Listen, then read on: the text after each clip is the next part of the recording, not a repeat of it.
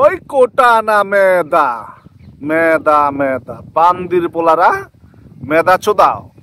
মেদার জন্য বাংলাদেশকে জঙ্গি আক্রমণ করে, ডিপ স্টেটের অর্থায়নে বাংলাদেশকে অস্থিতিশীল করে, বৈধ সরকারকে পতন করে আজকে মেদা চোদাও।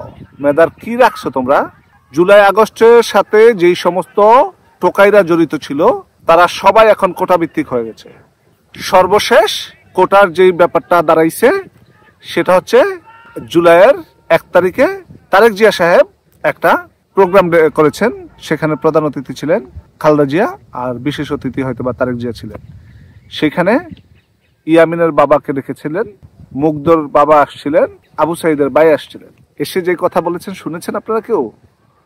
সেটা হচ্ছে শহীদদের পরিবারের জন্য অন্তত পক্ষে উচ্চকক্ষ বা নিম্নকক্ষ যেটাই হোক সংস্কার করার পরে ওরা কি করে জানি না, কি হজবরল করে, সেখানে 10টা সিট বরাদ্দ থাকা নিশ্চিত করতে হবে।